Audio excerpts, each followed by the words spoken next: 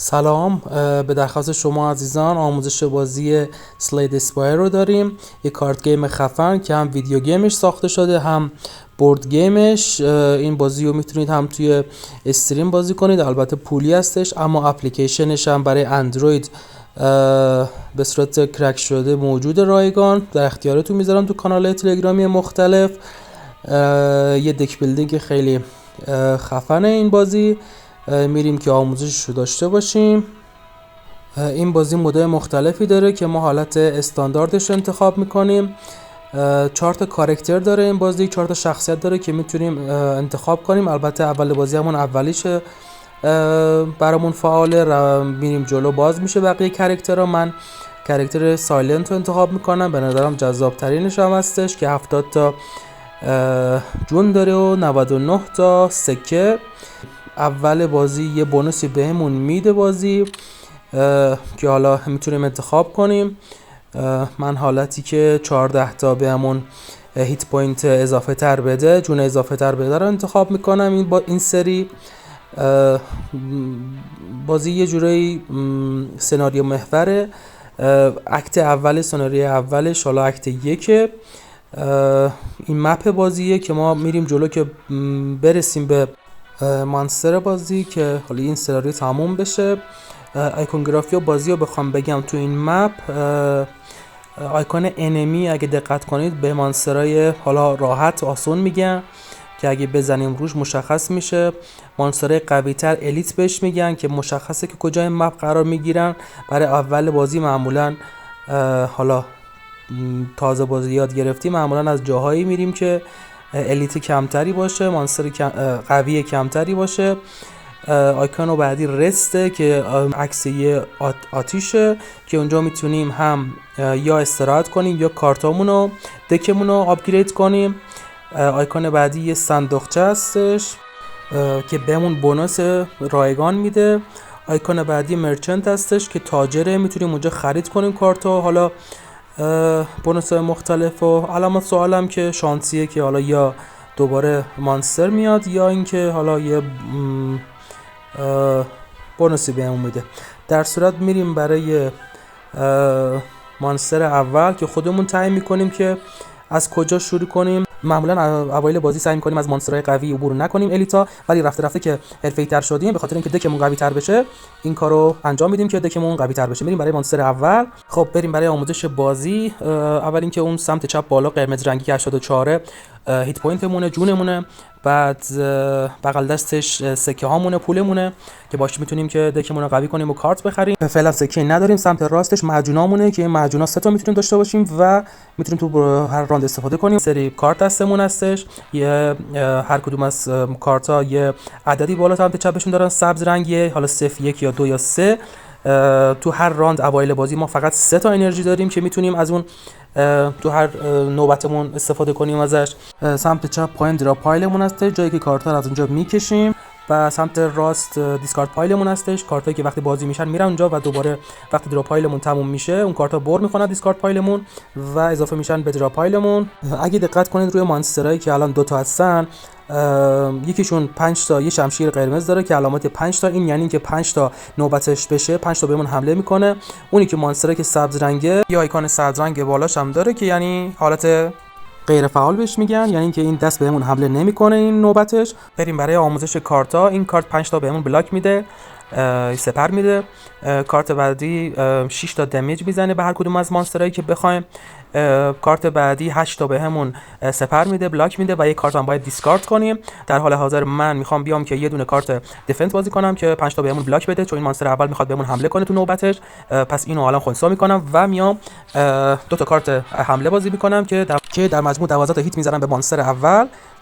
انرژیمون تموم شد، نوبتمون تموم میشه. انترنو میزنیم. نوبت الان مانستر هستش. این مانستر اولیه 5 تا بهمون هیت میزنه که ما سپر داریم 5 تا، پس خنثی میشه. مانستر دومی میاد یه دونه شمشیر شکسته برامون در نظر میگیره که باعث میشه که ما دمیجمون کم بشه. اگه دقت کنید دمیج کارتای ما 6 بود الان شده 4. این کارت انرژیش 0، 2 تا دمیج میزنه و یه دونه قدرت حمله حریف و مانستر رو کم میکنه. مانستر دومی انتخاب میکنم. سعی میکنم الان مانستر اولیه چون هیت پوینتش کم شده اون از بین ببرم که نتونه بهم دمیج بزنه. یه دونه کارت بلک بازی کردم و یه دونه استرایک و الان یه دونه کارت دیگه هم دفند بازی کردم چون قدرت حمله مانستر 7 و من 10 تا دارم، پس در نتیجه بلاک میشه. حالا نوبتش تموم شد، نوبت منه.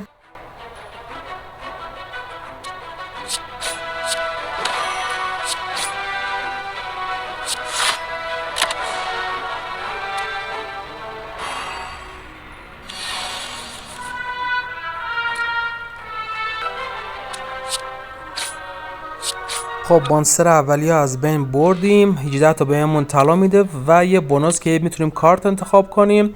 من این کارت اولیه انتخاب میکنم چون انرژیش 0 و 6 تا دمج میزنه.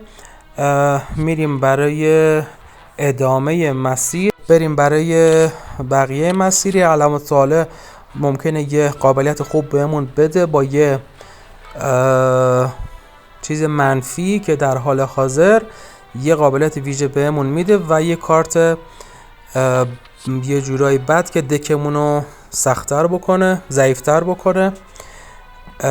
اینجا باید مسیر انتخاب کنیم کدومش رو. من انمی انتخاب میکنم. بریم برای مانسترهای بعدیمون که 2 تا بزنیم داغونشون کنیم. تو این قسمت مسیر ما میام رست انتخاب میکنیم که هم میتونیم رست بزنیم که انرژیمون برگرده، هم میتونیم کارتا رو آپگرید کنیم. یکیشو انتخاب میکنیم، یکی از کارتا رو انتخاب میکنیم و کارت قدرتش اضافه میشه. هر کدوم از کارتا بزنیم روش میاد که وقتی آپگرید بشه چه قابلیتی میده. یه جورایی دکمونو کارتمونو آپگرید میکنیم، قوی ترش میکنیم. خب بریم برای ادامه بازی. میخوام توضیح بدم راجع به قابلیتایی که تو روند بازی بهمون اضافه میشه. 3 تا داریم الان قابلیت. الان این اولیه تو شروع هر راند 2 تا کارت اضافه تر بهمون میده. این 25% بهمون طلای اضافه تر میده بونوس. این کارت بهمون یه معجون بونوس میده. معجونا گفتم 3 تاست. الان این یکی مثلا من دارم، میتونم درینک رو بزنم و بهمون قابلیت برام فعال بشه، ولی وقتی استفاده بشه دیگه از بین میره و تو روند بازی معجونای بیشتری میتونیم به دست بیاریم یا بخریمش رو.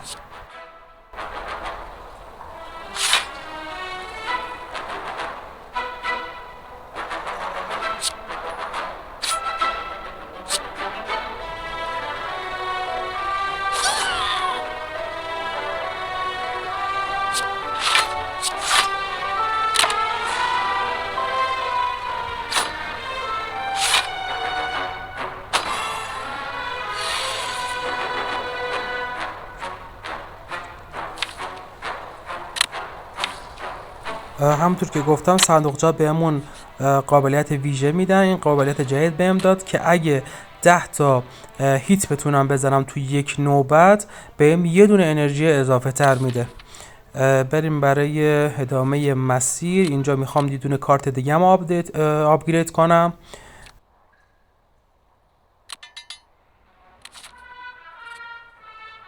همونجور که اول بازی هم گفتم این مرچنت هر وقت بهش برسیم یه جور تاجره، میتونیم خرید کنیم.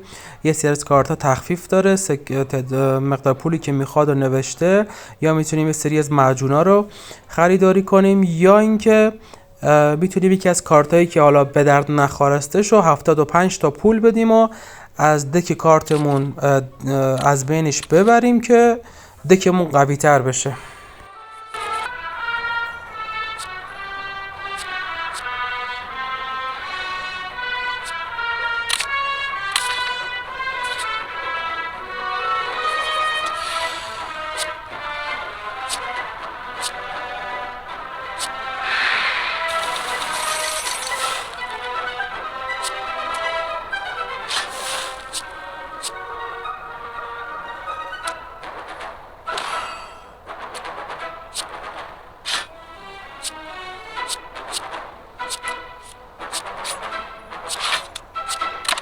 بریم برای مانستر آخر. اینجا من رست میخوام بکنم که جونام برگرده یکم. بزنیم اینم بتره کنیم و این سناریو تموم بشه، سناریو دوم شروع بشه.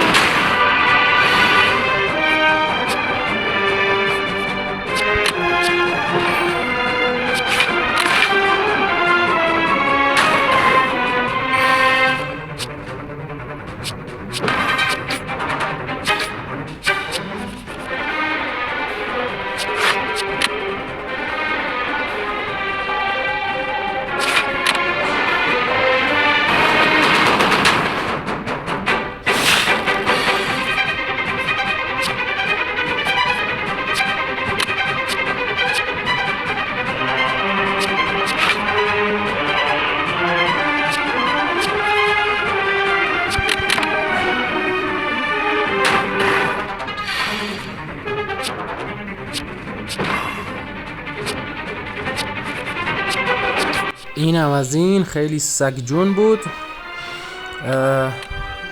یه کارت خیلی قدرتمند بهمون میده که میتونیم انتخاب کنیم و یه قابلیت ویژه که اضافه میشه به قابلیتامون که حالا انرژی بهمون میده و اکت دوم، سناریو دوم شروع میشه که خیلی خیلی سخت تره. اگه دوست داشتی سناریوهای بعدی هم ویدیو بسازم برام کامنت کنید. اینم از آموزش بازی خفن اسلاید اسپایر.